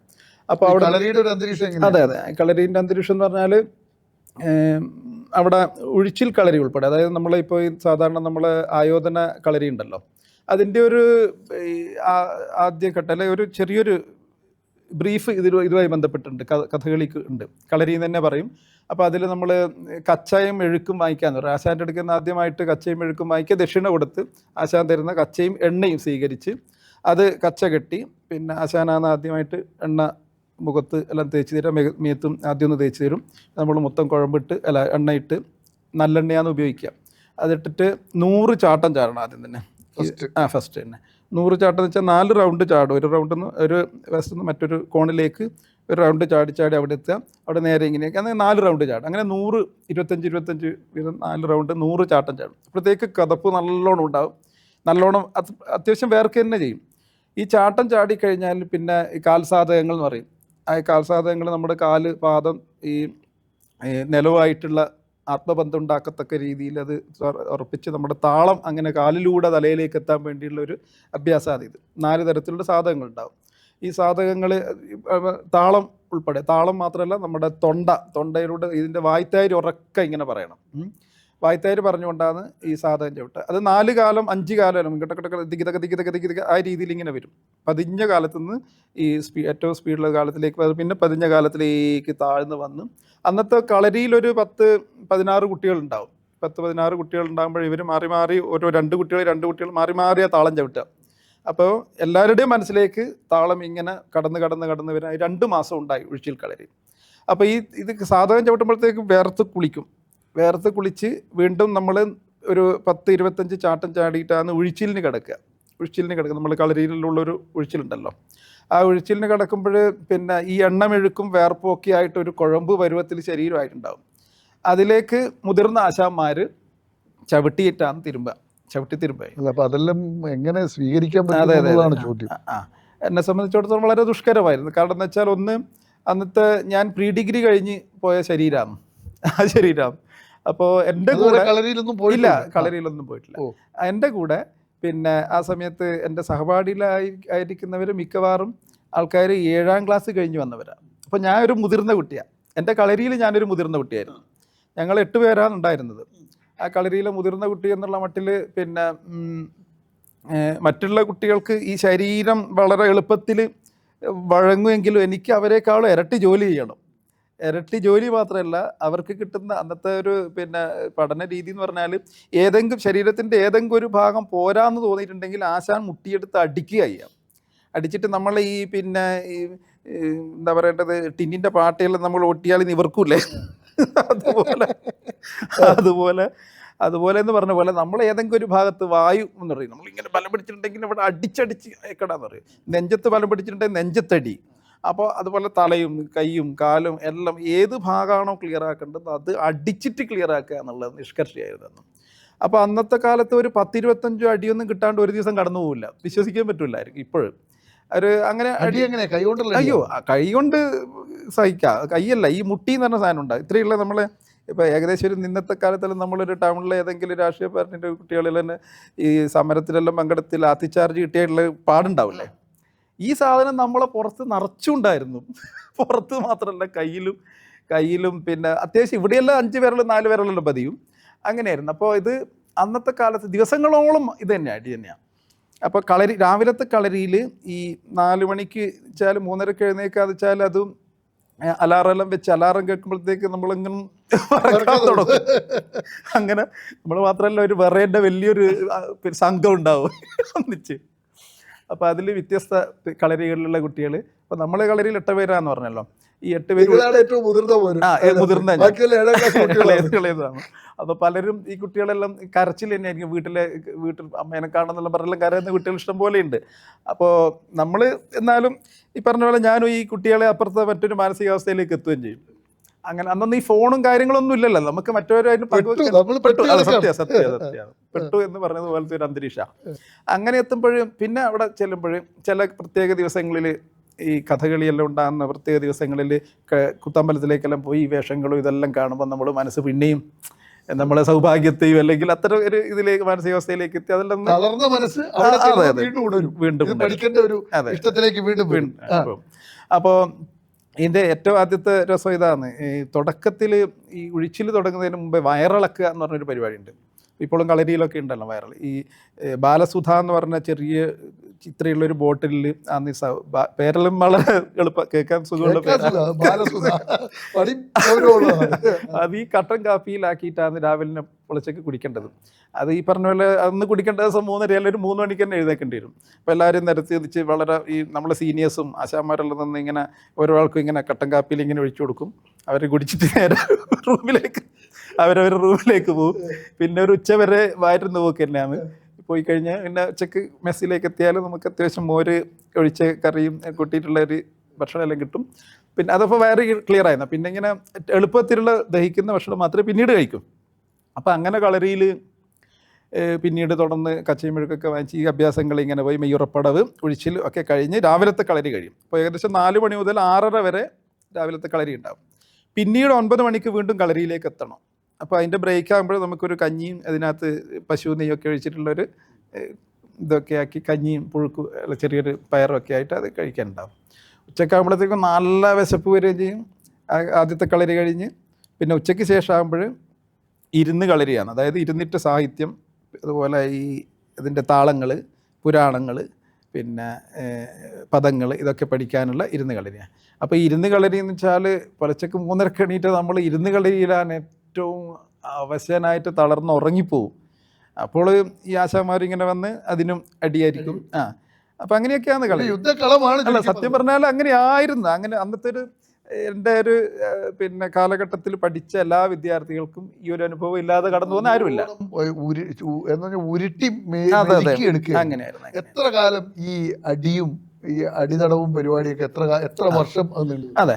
അപ്പോൾ അന്ന് നമ്മളെ സീനിയേഴ്സ് പറയും, പിന്നെ സീനിയേഴ്സ് നമ്മളെല്ലാം കണ്ടാൽ ഇങ്ങനെ അത്യാവശ്യം തമാശ പറയുന്ന ഒരു സാഹചര്യത്തിലേക്ക് എത്തിയാൽ പറയും, 3 വർഷം ശനി ദശയാ എന്ന് പറയും. കേൾക്കുമ്പോൾ ചിരിക്കാനൊന്നും തോന്നൂല. നമുക്ക് ഇങ്ങനെ ഈ 3 വർഷം കടന്നു വരേണ്ട ഒരു ഇതാലോചിച്ചിട്ട് ഇങ്ങനെ തളർന്നു പോകും. പിന്നെ അപ്പോൾ ഈ 3 വർഷം ആകുമ്പോഴത്തേക്ക് നമുക്ക് 1-ാം വർഷം ഒരാശാൻ, 2-ാം വർഷം മറ്റൊരാശാൻ, 3-ാം വർഷം ആകുമ്പോഴത്തേക്ക് ഗോപാലകൃഷ്ണാശാൻ എന്ന് പറഞ്ഞ മറ്റൊരാശാനുണ്ട്. ആശാന്റെ കടയിൽ ടോട്ടൽ അങ്ങനെയാണ്. അപ്പൊ കടുപ്പക്കാരാണ്. അപ്പൊ അത് പിൽക്കാലത്ത് അവരൊക്കെ നമുക്കിപ്പോഴും പിന്നെ മനസ്സിൽ വല്ലാത്തൊരു വിങ്ങലോടെ അവരെല്ലാം ഓർക്കാൻ പറ്റും. ഈ പറഞ്ഞ ഗോപാലകൃഷ്ണ ആശാനൊക്കെ മരണപ്പെട്ടു. സ്വന്തം ആശാൻ എന്നുള്ള മട്ടിൽ അവരോട് വല്ലാത്തൊരു വൈകാരിക ബന്ധം, അത് ഈ അടിയോ അല്ലെങ്കിൽ അതിനൊന്നും ഒരു കുറവും വരുത്തില്ല ഈ ബന്ധത്തിന്റെ കാര്യത്തിൽ. അപ്പോൾ അവരേതോ ഒരു ചില സാഹചര്യങ്ങളിൽ നമ്മൾ കോഴ്സൊക്കെ കഴിഞ്ഞ് പോയപ്പോഴും നമ്മളെ വളരെ സ്നേഹത്തോടെ ചേർത്ത് പിടിച്ച് എന്ത് ചെയ്യുന്നു, എങ്ങനെ ജീവിക്കുന്നു എന്നൊക്കെ ചോദിക്കാനുള്ള താല്പര്യവും ശ്രദ്ധയും കരുതലും ഒക്കെ കാണുമ്പോൾ അതുമാത്രമല്ല പല കാര്യങ്ങളിലും. അപ്പോൾ അങ്ങനെ ഇതിൻ്റെ ടോട്ടൽ ഇതിൻ്റെ ഒരു അഭ്യസന രീതി അങ്ങനെയാണ്. ശിക്ഷിച്ച് മാത്രം ശിക്ഷണം എന്നുള്ള മട്ടിൽ അങ്ങനെയായിരുന്നു. മരണത്തിൻ്റെ മുനമ്പിൽ നിന്ന് തിരിച്ചു നടന്ന മഹീന്ദ്രൻ 7 വർഷം പഠനം പൂർത്തിയാക്കിയോ? എങ്ങനെയാണ് ആ കാലം ഒന്ന് പറയൂ മഹീന്ദ്രൻ. 7 വർഷം പൂർത്തിയാകുകയാണ് ആ തിരിച്ചു വന്നിട്ട്. പക്ഷെ അത് പറയുമ്പോഴെനിക്ക് ഈ അടിയൊക്കെ കിട്ടി ഞാൻ അവശനായി, അതൊക്കെ വലിയ പ്രയാസം അനുഭവിച്ചു. ഇപ്പോഴും അത് ആ രീതിയിൽ പിന്നെ എന്താ പറയേണ്ടത്, ഈ അടിക്കുന്ന ആരാണോ അടിക്കുന്നയാൾ തെറ്റുകാരൻ എന്നുള്ള മട്ടിൽ അവിടെ നിർത്താൻ പറഞ്ഞാൽ വലിയ പ്രയാസമാകും. അല്ല, അതാ ചോദ്യത്തിലേക്ക് ഞാൻ വരാം. താങ്കൾ പറഞ്ഞോളൂ, എന്തുകൊണ്ടാണ് അങ്ങനെ അത്രയും ഒരു ക്രൂരമായ പീഡനം? ഒരു ചെറിയ 10+2 പഠിക്കുന്ന ഇപ്പോഴത്തെ +2 വിദ്യാർത്ഥി സ്കൂൾ വിദ്യാർത്ഥിയാണ്. നിങ്ങൾ ഡിഗ്രി വലിയ സംഭവം എന്ന് പറഞ്ഞിട്ടല്ല, ഇന്നത്തെ +2 കാലഘട്ടമാണ്. ആ ക്രൂരമായ പീഡനം എന്നൊക്കെ പറഞ്ഞു കഴിഞ്ഞാൽ അങ്ങനെ പഠിപ്പിക്കേണ്ടതുണ്ടോ അത്ര ക്രൂരമായ രീതി? അപ്പോൾ അതിൻ്റെ ഒരു കാര്യം എന്ന് വെച്ചാൽ നമ്മളെ പഠിപ്പിച്ച ആശാന്മാർ കൃത്യമായിട്ടും അവരുടെ പഠന സമ്പ്രദായം അവർ പിന്നിട്ടതായ ഈ കളരികളുടെ ചരിത്രങ്ങളും സംഭവങ്ങളും എല്ലാം എപ്പോഴും നമുക്ക് പറഞ്ഞു തരാറുണ്ട്. ഒന്നത് അവരനുഭവിച്ച് ഇതിലും ഇരട്ടിയാണ് എന്നുള്ളത് നമുക്ക് നിരന്തരം മനസ്സിലാക്കുകയും ചെയ്യുന്നു. ഇത് മാറിയോ? ഇപ്പം മാറി, ഇപ്പം ഗണ്യമായി മാറി. ഇപ്പൊ ആ രീതിയിലുള്ള ഇല്ല, ഒന്നുമില്ല. പിന്നെ ഇത് ഒരു ക്രൂരത അല്ലെങ്കിൽ പീഡനം എന്നൊക്കെയുള്ള പേരൊക്കെ പറയുമ്പോഴത് മറ്റൊരു തലത്തിലേക്കായി മാറും. ഇത് ഞാൻ നേരത്തെ പറഞ്ഞതുപോലെ ശാരീരിക ക്ഷമത നമുക്ക് കിട്ടാനും അതുപോലെ ഇത് ഇത്രയും പീഡനങ്ങൾ ഏറ്റ ഒരു വിദ്യാർത്ഥിയുടെ മാനസിക നില തെറ്റുന്നില്ല എന്നുള്ള മറ്റൊരു കാര്യമാണ്. ബോക്സിംഗ് ചാമ്പ്യൻഷിപ്പ് അടി കൊണ്ട് സത്യം, വളരെ കൃത്യം. ചെമ്പിനെ ഇപ്പൊ നമ്മുടെ വീട്ടിൽ നിന്ന് ഒരു ഇരുമ്പിനെ നമ്മൾ ആറ്റി കുറുക്കി എടുത്ത് അടിച്ചടിച്ചടിച്ച് കൊണ്ടുവരുന്നത് പോലെ രൂപപ്പെടുത്തും. അതിനൊരു പോസിറ്റീവായി കണ്ടത്. തീർച്ചയായിട്ടും. അത് കഴിഞ്ഞ് താങ്കൾ 7 വർഷം അവിടെ പൂർത്തിയാക്കി. താങ്കൾ ഇതിന്റെ ആദ്യത്തെ കോഴ്സ്, കഥകളിയിലെ ആദ്യത്തെ കോഴ്സ് ഏതാണ് പാസ്സായത്? എത്ര വർഷമാണ് ആ കോഴ്സിന് വേണ്ടി വന്നത്? ആദ്യത്തെ കോഴ്സ് എന്ന് വെച്ചാൽ നമ്മള് ഡിപ്ലോമ കോഴ്സാണ്. 6 വർഷത്തെ ഡിപ്ലോമ. അത് 6 വർഷമാണ്. 6 വർഷം. 6 വർഷം കൊണ്ട് അത് പൂർത്തിയാക്കി. അതെ. അത് ONV ഗ്രൂപ്പിൽ നിന്നാണ് അതിന്റെ സർട്ടിഫിക്കറ്റ്. അത് കഴിഞ്ഞ് ഈ 6 വർഷം കഥകളി പഠിച്ചു. ഓട്ടംതുള്ളൽ അതോടൊപ്പം പഠിച്ചോ? ഓട്ടംതുള്ളൽ ആ സമയത്ത് തന്നെ ഞാൻ എൻ്റെ വെക്കേഷൻ സമയത്ത് വടകരയുള്ള ഒരു മുതുവടത്തൂർ ബാലചന്ദ്ര മാഷ് എന്ന് പറഞ്ഞ ഒരു എൻ്റെ സുഹൃത്തിൻ്റെ അച്ഛനായ അദ്ദേഹത്തെ ഡാൻസ് മാഷൊക്കെ ആയിരുന്നു. അദ്ദേഹം ഓട്ടംതുള്ളൽ രംഗത്തും ഇങ്ങനെ പ്രകടിപ്പിക്കാറുണ്ട് എന്ന് പറഞ്ഞപ്പോൾ അദ്ദേഹത്തോട് എനിക്കൊരു തുള്ളൽ കഥ പഠിപ്പിച്ചു തരാൻ പറഞ്ഞു. അദ്ദേഹത്തിൻ്റെ അടുക്കുന്ന ആദ്യമായി തുള്ളൽ പഠിക്കുന്നത്. തുടർന്ന് അങ്ങോട്ട് കലാമണ്ഡലത്തിൽ ഈ കാര്യങ്ങൾ സംവദിക്കുമ്പോൾ യാദൃശ്ചികമായിട്ട് മറ്റൊരു ആശാനുമായിട്ട് ഇത് പങ്കുവെക്കുകയുണ്ടായി. മഹേന്ദ്രൻ തുള്ളൽ പഠിച്ചിട്ടുണ്ട് എന്ന്. അപ്പോൾ ആശാൻ പറഞ്ഞു, എന്നാൽ ഒരു കാര്യം ചെയ്യും, ഞാൻ എൻ്റെ അടുത്ത് വരുമെന്ന് പറഞ്ഞിട്ട് അദ്ദേഹം കലാമണ്ഡലം പരമേശ്വരൻ ആശാൻ അദ്ദേഹം വിശദമായിട്ട് കുറച്ച് ഈ കല്യാണ സൗഗന്ധികം എന്ന് പറഞ്ഞ ആദ്യത്തെ കഥ കലാമണ്ഡലത്തിൻ്റെ ശൈലിയിൽ എനിക്ക് പറഞ്ഞു തന്നു. ആ പറഞ്ഞു തന്ന് ഒരു ഏപ്രിൽ മാസം വെക്കേഷൻ ആദ്യമായിട്ട് അരങ്ങേറ്റം എറണാകുളത്തെ ഒരു ചക്കുമരശ്ശേരി അമ്പലം എന്ന് പറഞ്ഞ ആ ക്ഷേത്രത്തിൽ ഒരു വിഷു നാളിൽ ആ അരങ്ങേറ്റം വെച്ചു. വലിയ ആർഭാടമൊന്നും ഇല്ലാതെ ഒരു അരങ്ങേറ്റം. അങ്ങനെ ഓട്ടംതുള്ളൽ രംഗത്ത് മറ്റു കൂടുതൽ ആൾക്കാരൊന്നും അറിവിലേക്കൊന്നും എത്താണ്ട് ഞാൻ ആദ്യമായിട്ട് അരങ്ങേറി. കഥകളി എപ്പോഴും അരങ്ങേറ്റം നടന്നു? കഥകളി അരങ്ങേറ്റം എൻ്റെ 3-ാം വർഷമായിരുന്നു. 3-ാം വർഷം. അത് എവിടെയാണ് നടന്നത്? അത് കലാമണ്ഡലം കൂത്തമ്പലത്തിൽ വെച്ച്. അതിന്റെ ഒരു സദസ്സും അതിന്റെ ഒരു ഓർമ്മ എങ്ങനെയാണ്? അതെ, അന്നത്തെ സമയത്ത് ഈ കഥകളി അരങ്ങേറ്റ വേളയിൽ ഞാൻ എൻ്റെ വീട്ടിലേക്ക് വന്ന് വീട്ടിൽ എല്ലാവരോടും ദക്ഷിണയെല്ലാം കൊടുത്തു തന്ന എൻ്റെ അച്ചമ്മ വല്ലാത്തൊരു ഈ അത്യാസന്ന നിലയിൽ മരിക്കാൻ ദിവസങ്ങൾ ഇങ്ങനെ എണ്ണി നിൽക്കുന്ന ഒരു സമയമായിരുന്നു. അങ്ങനെ ആ അളവിൽ അച്ചമ്മ മരണപ്പെട്ടു. അപ്പോൾ വീട്ടിൽ നിന്ന് അങ്ങനെ ആരും വരാനുണ്ടായിരുന്നില്ല. എന്നാൽ പോലും വീട്ടിൽ നിന്ന് എൻ്റെ ഒരു ഏട്ടൻ, എൻ്റെ ഒരു സുഹൃത്ത് വിജേഷ്, എൻ്റെ മഹേഷ് ഏട്ടൻ എന്ന് പറഞ്ഞ ഏട്ടനും മധുവേട്ടൻ 2 പേരും, പിന്നെ വിജേഷും ഇവരായിരുന്നു ആദ്യമായിട്ട് വന്ന്. മറ്റുള്ളവരെ സംബന്ധിച്ചിടത്തോളം അവരെ കുടുംബാംഗങ്ങൾ അച്ഛനും അമ്മയെല്ലാം ഒരുപാട് പേര് വന്നിട്ടുണ്ട്. പക്ഷെ എൻ്റെ വീട്ടിൽ നിന്ന് അങ്ങനെ ആരും കൂടുതൽ അങ്ങനെ ഒരു അരങ്ങേറ്റം നടക്കുന്നു. അതെ. ഈ വാനപ്രസ്ഥത്തിൽ മോഹൻലാൽ ഒന്നിച്ചുള്ള ഒരു അനുഭവമൊക്കെ പറഞ്ഞു കേട്ടിട്ടുണ്ട്. എന്താണ് ആ ഓർമ്മയൊക്കെ? അത് അന്നത്തെ സമയത്ത് ഈ സിനിമ ആയി ബന്ധപ്പെട്ട് ചെറിയ ചെറിയ റോഡിലേക്ക് കഥകളി വിദ്യാർത്ഥികളെയെല്ലാം കൂട്ടിക്കൊണ്ടുപോകും. അപ്പോൾ അങ്ങനെയുള്ള സമയത്താണ് വാനപ്രസ്ഥ ഷൂട്ടിങ്ങുമായി ബന്ധപ്പെട്ട് എൻ്റെ ആശാൻ ബാലസുബ്രഹ്മണ്യാശാൻ, കലാമണ്ഡലം ബാലസുബ്രഹ്മണ്യാശാനാണ് ഈ മോഹൻലാലിൻ്റെ ഗുരു, മോഹൻലാലിനെ പഠിപ്പിക്കുന്നത്. ഇപ്പോൾ അടുത്ത് അദ്ദേഹത്തിൻ്റെ ഇതൊക്കെ കിരീടമൊക്കെ വെച്ചു കൊടുക്കുന്ന ഒരു ഫോട്ടോ കണ്ടിരുന്നു. അപ്പോൾ ആശാൻ്റെ കളരിയിലെ വിദ്യാർത്ഥികൾ 4 വിദ്യാർത്ഥികളുടെ ഒരാളാണ് ഞാൻ. അപ്പോൾ ആശാൻ ഞങ്ങളെ 4 പേരെയും കൊണ്ടുപോകും. വാനപ്രസ്ഥ ഷൂട്ടിങ്ങായി ബന്ധപ്പെട്ട് ലൊക്കേഷനിലൊക്കെ കൂട്ടിക്കൊണ്ടുപോകും. മോഹൻലാലിന് വേണ്ടുന്ന കാര്യങ്ങളൊക്കെ ചെയ്യാൻ വേണ്ടി നമ്മളെ ഏൽപ്പിക്കും. അപ്പോൾ അങ്ങനെ ഉള്ള സമയത്ത് 1, 2, 3 വേഷങ്ങളിൽ മോഹൻലാലിൻ്റെ അർജുനനായ സമയത്ത് ദുര്യോധനവധത്തിലെ കിരാതത്തിലെ അർജുനനായ സമയത്ത് കാട്ടാള സ്ത്രീയായിട്ടും ദുര്യോധനവധത്തിലെ ശകുനിയായിട്ടൊക്കെയുള്ള വേഷങ്ങൾ കിട്ടി അദ്ദേഹത്തോടൊപ്പം. ഒപ്പം ഒരു അനുഭവം എങ്ങനെയാ മോഹൻലാലായിട്ടുള്ള സൗഹൃദം? അതായത് സൗഹൃദം എന്നൊന്നും പറഞ്ഞൂടെ, അതൊരു മോഹൻലാൽ വെച്ചാൽ വലിയൊരു മനുഷ്യന്റെ മുന്നിൽ നമ്മളിങ്ങനെ എങ്ങനെയാ അടുത്ത് ഇല്ല എന്നുള്ള ഭാവത്തിൽ മാത്രമല്ലാണ്ട് അദ്ദേഹം പരിഗണിച്ചിട്ടുണ്ടോ നിങ്ങളെ? തീർച്ചയായിട്ടും. നിങ്ങളോട് സൗഹൃദം പങ്കുവെച്ചിട്ടുണ്ടോ? പരിചരണമൊക്കെ തീർച്ചയായിട്ടും. ഈ മടപ്പുരയിലെ മടയൻ സ്ഥാനം വഹിക്കുന്നുണ്ടായിരുന്നു. അതെങ്ങനെയാണ് ആ സ്ഥാനത്തേക്ക് വന്നത്? അതിലേക്ക് വന്നുവെച്ചാല് ഒന്ന് ഞാൻ നേരത്തെ പറഞ്ഞ പോലെ മുത്തപ്പനോടുള്ള താല്പര്യം ചെറുപ്പത്തിലേ ഉണ്ടായിരുന്നു, വളരെ ചെറുപ്പത്തിൽ തന്നെ. അപ്പോൾ തെയ്യം ഫീൽഡിലോടൊരു വലിയൊരു താല്പര്യം. പിന്നീട് കൂടുതലായിട്ട് ഈ തെയ്യവുമായി ബന്ധപ്പെട്ട പുസ്തകങ്ങളുടെ വായന അല്ലെങ്കിൽ അന്വേഷണം, തെയ്യപ്പറമ്പുകളിലേക്ക് പോവുക, അതിൻ്റെ കൂടെ ഒരാളായി മാറുക എന്നുള്ളൊരു വലിയ താല്പര്യത്തിൻ്റെ ഭാഗമായിട്ട് ഇത് തെയ്യമല്ല സാമുദായികമായിട്ട് ചില റിസർവ്ഡ് ആണല്ലോ, ഇങ്ങനെ ഭയങ്കര പക്കാ റിസർവ്ഡ് ആണ് തെയ്യം. അപ്പോൾ അത്തരം ഒരു ഘട്ടത്തിലേക്ക് കടക്കുമ്പോൾ അങ്ങനെയുള്ള ആ ഒരു കാലത്തെ ഈ ഇപ്പൊ റിസർവ്ഡ് അല്ലല്ലോ ഇപ്പൊ തീർച്ചയായിട്ടും ഇപ്പോഴും റിസർവ് തന്നെ വലിയൊരു മാറ്റമൊന്നുമില്ല. ഇപ്പോഴാണ് കൂടുതൽ അത്തരം കാര്യങ്ങളിൽ ജനങ്ങൾക്ക് ആവേശവും വാശിയും ഉള്ളത്. അപ്പോൾ അങ്ങനെയുള്ള ഇതെത്തുമ്പോൾ പിന്നെ ഈ അങ്ങോട്ട് കടന്നു ചെല്ലാനുള്ള വലിയ പഴുതൊന്നുമില്ല. അപ്പോൾ പിന്നെ അങ്ങനെയുള്ള ഈ പറഞ്ഞ ഈ മടയൻ എന്ന് പറഞ്ഞൊരു ബിംബം എൻ്റെ ചെറുപ്പത്തിലേ സ്വാധീനിച്ച ഒരാളാണ്. ഒരു മനുഷ്യൻ ഇങ്ങനെ മുത്തപ്പൻ്റെ സന്തതചാരിയായിട്ട് എളുപ്പത്തിൽ ഇങ്ങനെ വേഷമെല്ലാം കിട്ടി മുഴുവൻ കുറിയെല്ലാം വരച്ചിട്ട് ചുരികയും പിടിച്ചിട്ട് ഇങ്ങനെ മുത്തപ്പൻ്റെ കൂടെ നടക്കുന്ന ഒരാൾ എന്നുള്ള മട്ടിൽ. അപ്പോൾ അങ്ങനെ വീട്ടിൻ്റെ അടുത്ത് തന്നെയുള്ള മടപ്പുരയിലെ കലശക്കാരനാണ് ഞാൻ. അതായത് അച്ഛനായിരുന്നു കലശക്കാരൻ എന്ന് പറഞ്ഞാൽ അവിടെയുള്ള മുത്തപ്പൻ്റെ കലശം വേറൊരു കലശപ്പുരയിൽ നിന്ന് വഹിച്ച് അവിടത്തേക്ക് എത്തിക്കുന്ന ആളാണ് കലശക്കാരൻ. അപ്പോൾ അത് അച്ഛൻ്റെ പിൻഗാമിയായിട്ട് ഞാനത് കൈകാര്യം ചെയ്യുമ്പോഴാണ് അതിനകത്ത് കൂടുതൽ ചില ആൾക്കാരുള്ള മുത്തപ്പൻ്റെ പൈകുറ്റി വെക്കാൻ എന്ന് പറഞ്ഞൊരു ചടങ്ങുണ്ടല്ലോ, അതിനൊക്കെ എന്നെ വിളിക്കും. അപ്പോൾ ഞാൻ അങ്ങനെ പോകും. അങ്ങനെ ഇരിക്കെ ഈ കോവിഡ് വന്ന കാലത്ത് ഒരു 2 വർഷക്കാലത്ത് എനിക്ക് ഇതിനെപ്പറ്റി കൂടുതലായിട്ട് ഗൗരവമായി പഠിക്കണം എന്ന് തോന്നി ഞാൻ മടപ്പുരകളിലേക്ക് വേറെ ഒരു ഗുരുനാഥൻ ദിനേശൻ മടയൻ ചെന്ന് പറഞ്ഞ അദ്ദേഹത്തിൻ്റെ കൂടെ പോയി കാര്യങ്ങളെല്ലാം മനസ്സിലാക്കിയപ്പോൾ പലരുടെ അഭ്യർത്ഥന പ്രകാരം ഞാനൊരു മടയനായി. ഈ ഭരതനാട്യം എപ്പോഴാ അതിലും കൈവച്ചു എന്ന് പറഞ്ഞല്ലോ. അത് ഞാൻ ഈ കലാമണ്ഡലത്തിൽ പഠിച്ച് വെക്കേഷൻ്റെ നാട്ടിൽ വരുമ്പോൾ നമ്മൾ കണ്ണൂർ ചെറുക്കൽ ഉള്ളൊരു വിനോദ് മാഷുണ്ട്. മാഷുടെ കീഴിൽ പിന്നെ ആണ് ഭരതനാട്യം പഠിച്ചിരുന്നത്. അദ്ദേഹത്തിന്റെ അതെ പ്രാവീണ്യം എന്ന് പറഞ്ഞുകൂടാ, എന്നാലും അത്യാവശ്യം ഈ എഴുത്ത് കവിത ഇത്തരം രംഗങ്ങളിലൊക്കെ ചെറുങ്ങനെ ഒന്ന് കടന്നു വന്നിട്ടുണ്ടല്ലോ. അങ്ങനെ അതിലേക്കും കൂടി ഒരു മനസ്സെങ്ങനെയാണ്? അല്ല അത് ഈ പറഞ്ഞതുപോലെ കലാമണ്ഡലത്തിൽ പഠിക്കുന്ന സമയത്ത് തന്നെ അത്യാവശ്യം ഈ പറഞ്ഞ വായന ഉണ്ടായിരുന്നു. അങ്ങനെയുള്ള ഘട്ടത്തിൽ ഇങ്ങനെ നമ്മുടെ സങ്കടങ്ങൾ എഴുതി വെക്കുക എന്നതിലുപരിയായിട്ട് മറ്റൊരു എഴുത്തിന്റെ സാഹിത്യപരമായിട്ടൊന്നും അതിനെ കണ്ടിരുന്നില്ല. അതെ അങ്ങനെയായിരുന്നു. പിന്നീട് വന്നപ്പോഴിങ്ങനെ അത്യാവശ്യം അവിടെ ഒരു നിളാകാവ്യമേളയിൽ പങ്കെടുത്തപ്പോൾ അവിടുന്ന് കവിതയിൽ 1ാം സ്ഥാനം കിട്ടി അവിടുന്ന്. അപ്പോൾ അത് ONV സാറും മധുസൂദനൻ സാറൊക്കെ പങ്കെടുത്ത ഒരു പരിപാടിയായിരുന്നു. കവിയാണ്, അയ്യോ അങ്ങനെ പറയാൻ അല്ലേ.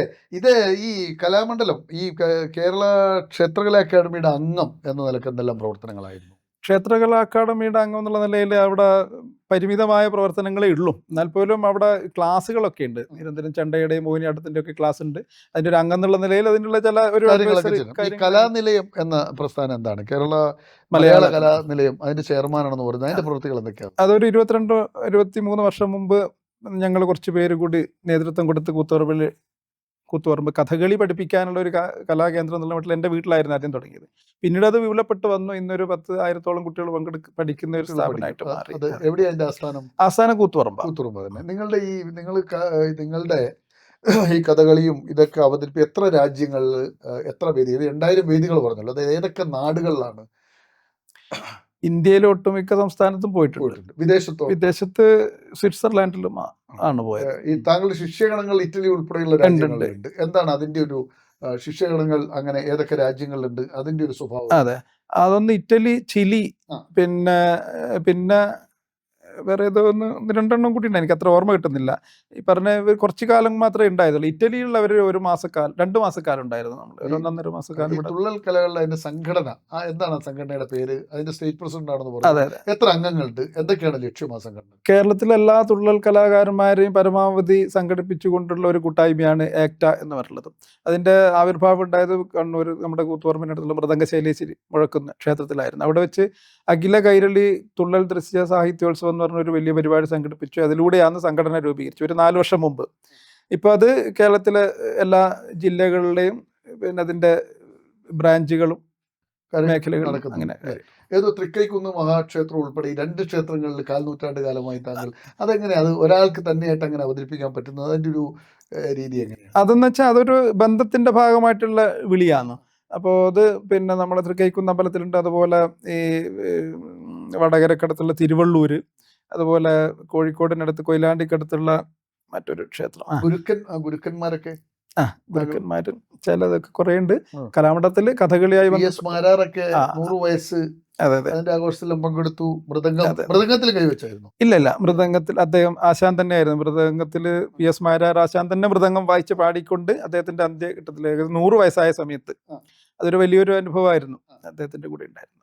അതാണ് ജീവിതത്തിൽ ഓർമ്മയുള്ളത്. ഇനി ഇപ്പോഴും താങ്കൾ പഠിച്ചുകൊണ്ടിരിക്കുകയാണോ കലയെക്കുറിച്ച്? തീർച്ചയായിട്ടും പഠിക്കാൻ ബാക്കി വെച്ച ഒരുപാട് കാര്യങ്ങളുണ്ട്. അപ്പോഴാണ് പണ്ടൊന്നും കിട്ടിയ അടി പോരാന്നുള്ള തോന്നലുണ്ട്. ഇന്നങ്ങനെ നിങ്ങളുടെ ശിഷ്യന്മാർക്ക് അടി കൊടുക്കലുണ്ടോ മുട്ടിയോണ്ട്? തീർച്ചയായിട്ടും. അതായത് ഒരു ശൈലീൻ്റെ ഭാഗമായിട്ട് വരുമ്പോഴും നമുക്ക് ചില കാര്യങ്ങൾ പറഞ്ഞു കൊടുക്കാൻ വേണ്ടിയുള്ള ക്ഷമ കിട്ട ഒരു അവസ്ഥയിലേക്ക് വരും. കഥകളിയും ഓട്ടംതുള്ളലും ഇതെല്ലാം ഈ കലകളെല്ലാം നിങ്ങൾ അഭ്യസിച്ചു. കഠിനമായ പ്രയത്നത്തിലൂടെ പ്രതിസന്ധികളിലൂടെ തങ്ങൾ ഇതെല്ലാം ആർജിച്ചെടുത്തു. ഇതെല്ലാം ആർജിച്ചെടുത്ത മഹേന്ദ്രൻ, അതിനു മുമ്പുള്ള മഹേന്ദ്രനും ഇന്നത്തെ മഹേന്ദ്രനും തമ്മിൽ ചിന്തിക്കുമ്പോൾ നിങ്ങൾ രൂപപ്പെട്ട് ഏത് ലെവലിലേക്ക് എത്തിയിട്ടുണ്ട്? ഒരു മനുഷ്യനെ നമ്മൾ അളക്കുകയാണല്ലോ. അപ്പം നിങ്ങൾ ഒരു മനുഷ്യൻ ശരിക്കും നാട്ടുകാരല്ല മാർക്കിടേണ്ടത്. ഇപ്പം എൻ്റെ ഒരു വ്യക്തിപരമായ അഭിപ്രായം, ആദ്യം നമ്മളൊരു മാർക്കിടണമല്ലോ. മഹേന്ദ്രൻ എന്ന കലാകാരൻ എത്ര മാർക്കിടുന്നു, എങ്ങനെ രൂപപ്പെട്ടിരിക്കുന്നു എന്ന ബോധ്യമാണ് താങ്കളിലുള്ളത്? അതൊരു കടുപ്പമുള്ള ചോദ്യമാണ്. പിന്നെ ഇതൊരു അവകാശവാദത്തിലേക്ക് കടക്കൂലേ അത്? അപ്പോൾ അങ്ങനെയുള്ള ആഗ്രഹിച്ചത് അല്ലെങ്കിൽ നേടിയെടുക്കണം എന്ന് തോന്നിയത് പരമാവധി എടുത്തതിന്റെ ഒരു ആത്മസംതൃപ്തി. അതെ, തീർച്ചയായിട്ടും. അച്ചീവ്ഡ് ആണ്. അതെ, അതെ, തീർച്ചയായിട്ടും. ഈ പ്രതിസന്ധികളെല്ലാം അതിന്റെ അടിത്തറ ശക്തിപ്പെടുത്തി. എന്തു പറയാനുണ്ട്?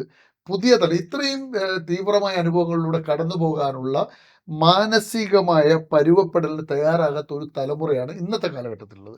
ഒരു കുട്ടിയെ നോക്കി പേടിപ്പിച്ചാൽ പോലും പരാതി വരുന്ന ഇന്ന്, നോട്ടം പോലും പീഡനമായി മാറുന്ന ഇന്നത്തെ കാലഘട്ടത്തിലെ തലമുറയോട്, കലയെ പ്രണയിക്കുന്ന, ഇഷ്ടപ്പെടുന്ന, അത് പഠിക്കാൻ ആഗ്രഹിക്കുന്ന തലമുറയോട് മഹേന്ദ്രന് പറയാനുള്ളത് എന്താണ്? പുതിയ തലമുറയോട് കൃത്യമായിട്ടും പറയാനുള്ളത് ഒരു ഉപദേശം എന്നുള്ള നിലയിലല്ല, മറിച്ച് അനുഭവങ്ങൾ അനുഭവിക്കാൻ തയ്യാറാവണം എന്നുള്ളതാണ്. അത് പ്രത്യേകിച്ച് കല എന്നുള്ള മട്ടിലാകുമ്പോൾ ഏതുതരം സൗന്ദര്യം ആയാലും അത്തരം കാര്യങ്ങളിലെല്ലാം നമ്മൾ ഇടപെടുമ്പോൾ ഈ സൗന്ദര്യം എന്ന് തോന്നുന്ന ജീവിതത്തിൻ്റെ തീക്ഷ്ണമായ ചില അവസ്ഥകളിലൂടെ കടന്നു പോകുമ്പോൾ അത്തരം അവസ്ഥകൾ അഭിമുഖീകരിക്കാനുള്ള ആർജവം, മനഃശക്തി തീർച്ചയായിട്ടും ഉണ്ടായി. മാതാപിതാക്കള്, സഹോദരങ്ങളെല്ലാം ചോദിച്ചു, ജീവിത പങ്കാളിയെ കണ്ടെത്തിയത് വീട്ടിനടുത്ത് തന്നെയാണ്. എന്താ പേര്? സജിഷ. പ്രണയം ഉണ്ടായിരുന്നോ അതെയോ? ഇല്ല, പ്രണയം എന്ന് പറയാൻ പറ്റില്ല. കാരണം അത് കണ്ട് നമ്മൾ ഒരു 2 മാസത്തെ ഇടവേള ഉണ്ടായി. ചെറിയൊരു പ്രണയം, 2 മാസം പ്രണയം. മക്കളൊക്കെ? മക്കള് മൂത്തയാള് ഇവിടെ SN കോളേജിൽ അനന്തഹരി എന്ത് ചെയ്യുന്നു? SN കോളേജിൽ മലയാളം മെയിൻ എടുത്തിട്ട് ഫൈനൽ ഇയർ. രണ്ടാമത്തെ ആള് അരുന്ധതി എന്ത് ചെയ്യുന്നു? 8ാം ക്ലാസ് പഠിക്കുന്നു. കലാരംഗത്തുണ്ടോ മക്കള്? മൂത്തയാള് ഈ തബല, ഹാർമോണിയം, ഹിന്ദുസ്ഥാനി സംഗീതത്തിലാണ് കൂടുതൽ താല്പര്യം. ജീവിത പങ്കാളി ഈ കലാരംഗത്തുള്ള ഇല്ല, ഉള്ളത് സാധാരണ ഒരു വീട്ടമ്പാതലും ഞാൻ നമ്മുടെ സ്ഥാപനവുമായി ബന്ധപ്പെട്ട് കൂടുതൽ ഗൗരവമായിട്ട് മുന്നോട്ട് നയിക്കുന്ന കാര്യമാണ്. റെഡി. കുടുംബം എല്ലാം നല്ല. മോള് കലാരംഗത്ത്? അവള് അത്യാവശ്യം ഡാൻസ് പഠിക്കുന്നു, അല്ലാതെ കൂടുതലായിട്ട്. അപ്പോ പ്രേക്ഷകരെ, ഒരു കലാകാരൻ രൂപപ്പെടുന്നത് അങ്ങനെ ഒരു ദിവസം കൊണ്ടൊരു കലാകാരൻ ഉണ്ടാവില്ല. അദ്ദേഹം പറഞ്ഞല്ലോ, നീണ്ട 7 വർഷക്കാലത്തെ കഠിന പ്രയത്നം. അങ്ങനെ ചുട്ട് പഴുത്തിട്ടാണ് മഹേന്ദ്രൻ തൻ്റെ ജീവിതത്തിലെ യാത്രയ്ക്ക് അടിത്തറ ഉണ്ടാക്കിയത്. അതുകൊണ്ട് കരുത്തുണ്ട് അതിന്. ആ പറച്ചിൽ തന്നെ ഒരു കരുത്തുണ്ട്. ആ ഗ്രാമീണ അന്തരീക്ഷത്തിലൂടെ ചെറിയ ദാരിദ്ര്യം ഉണ്ടോ എന്ന് ചോദിച്ചാൽ ഇല്ല. അങ്ങനെ സമൃദ്ധമാണോ? അല്ല എന്നൊക്കെ പറയുന്ന ഒരു പശ്ചാത്തലത്തിൽ 8 മക്കളുള്ള ഒരു കുടുംബത്തിൽ നിന്ന് വളർന്ന് ഇന്ന് ലോകം മുഴുവൻ വ്യാപിച്ചു കിടക്കുന്ന ശിഷ്യസമ്പത്തുള്ള ഒരു ഗുരുവായി, ഒരു അറിയപ്പെടുന്ന കലാകാരനായി മാറിയിരിക്കുകയാണ്. ഇതൊക്കെ ജീവിതത്തിൽ നമ്മളിത് പ്രേക്ഷകരൊന്ന് ആലോചിക്കേണ്ടത്, നമ്മളൊക്കെ ഇന്നത്തെ കാലത്ത് അച്ചീവ് ചെയ്യാൻ ഒരു സാഹസത്തിനും തയ്യാറല്ലാത്ത പുതിയ തലമുറയ്ക്ക് മുന്നിൽ മഹേന്ദ്രൻ ഒരു പാഠമാണ്, പാഠപുസ്തകമാണ്. പ്രേക്ഷകർ പഠിക്കുക, അറിയുക കലാമണ്ഡലം മഹേന്ദ്രനെ. പ്രേക്ഷകർക്കും ഒപ്പം മഹേന്ദ്രനും സക്സസ് റോഡ് നന്ദി, നമസ്കാരം.